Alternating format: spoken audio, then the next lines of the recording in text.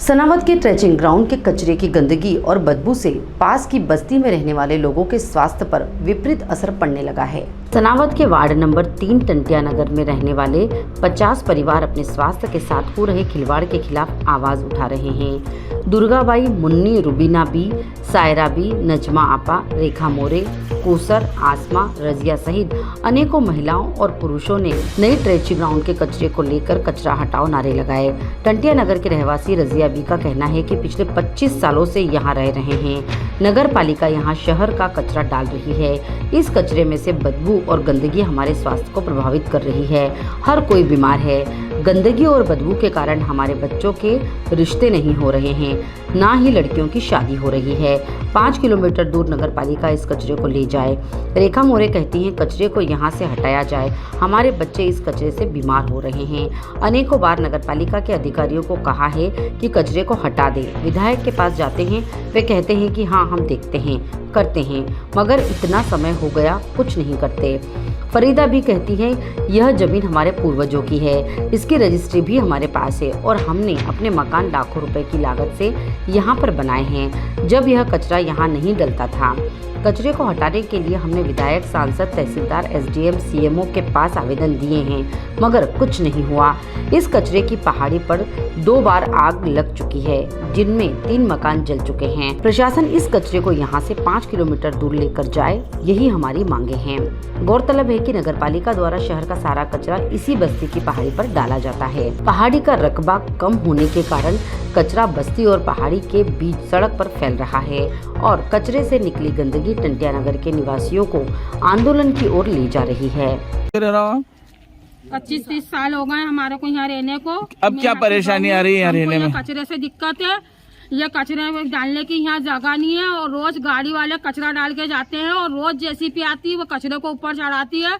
उससे हमारे घर में सारे बच्चे बीमार हो रहे हैं, बड़े बीमार हो रहे हैं। इतनी बदबू आती है कि हम दिन भर खाना नहीं खाते हैं यहाँ। मक्खियाँ अलग हमारे खाने में गिरती है। हम 2-2 बार सब्जियाँ बनाते हैं। इस क्षेत्र को क्या कहते हैं? टंटिया नगर कहते हैं। ये किस नाम से, क्यों टंटिया नगर क्यों कहा जाता है इसको? टंटिया बेड़ी हमारे दादा ससुरे का नाम था, उनके बाद हमारे ससुरे हुए, अब उनकी औलाद है और हमारी औलाद है। तो ये सब पूरा तुम्हारा खानदानी बसा हुआ है टंटिया मामा का? बसा हुआ है, कोई हम आज से नहीं रह रहा और जानवर आते हैं हमारी फसल नुकसान कर रहे हैं।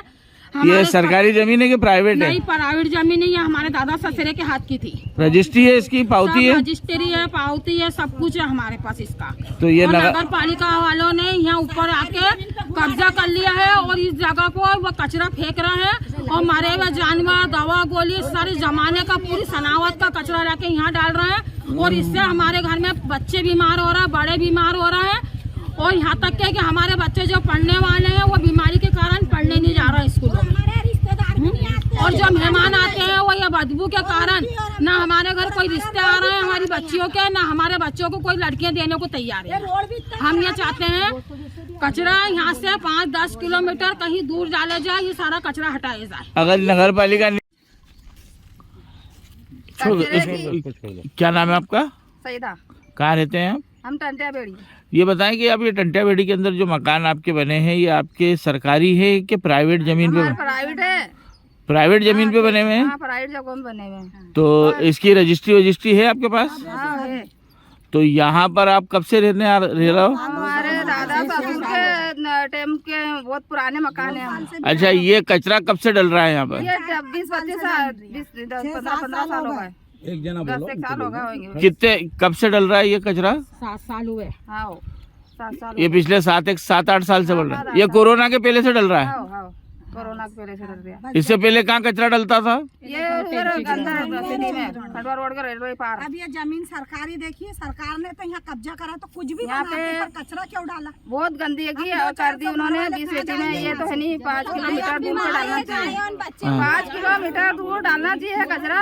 यहाँ पे बहुत बदबू आती है, मेहमान कोई भी आता है तो ऐसा मक्खी भी बहुत परेशान करती है, गंदगी से मक्खी आती है। अच्छा, ये कचरे से क्या क्या परेशानी हो रही है? बच्चे बीमार हो रहे हैं क्या? मक्खी आती है, हम पकाते हैं तो हमारा खाने पे बैठती है, फिर हम बीमार पड़ते हैं, है नहीं? मच्छर भी उतने आते हैं, फिर बीमार पड़ते हैं तो अस्पतालों में पैसा भरो। क्या चाहते हैं आप?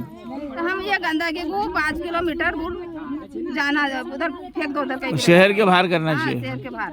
अब ये सिटी में कई कचरा जम रहा है यहाँ पे, यहाँ टेंसी ग्राउंड डाल दिया, उनको शर्म आना चाहिए सर। हमारे फसलें अलग, वो जानवर अलग आ जाते हैं, जानवर अलग परेशान करते हैं सब। मैं टंटिया बेड़ी पे रहती हूँ और हम यहाँ पर बहुत सालों से बसे हुए हैं और हमारा एक ही निवेदन है, कचरा कम से कम 10 से 5 किलोमीटर दूर जाना चाहिए। हमको परेशानी हो रही है, हमारे बच्चे बीमार पड़ रहे हैं। हम रोज जाते हैं नगर पालिका में भी, एक एक व्यक्ति को टच करते हैं कि आप तो कुछ सुनवाई कर दो हमारी, हमारे बच्चे दिने दिन बीमार पड़ रहे हैं, फिर भी हमारी कोई सुनवाई नहीं कर रहे। और यहाँ से तक के कि हम विधायक के पास भी गए तो विधायक बस हाँ बोल देते हैं, कुछ करते हैं, कोशिश करते हैं, पर आते नहीं है और करते नहीं है। और बस हम तो गरीब इंसान है, सुबह से उठते तो हमारे मजदूरी चले जाते हैं, हमने क्या करना। अध्यक्ष बिना भी कुछ नहीं कर पा रहे हैं, यहाँ के सरपंच मेहमान है उनको भी हम बोलते हैं। अगर ये कचरा नहीं हटता है तो क्या करोगे आप?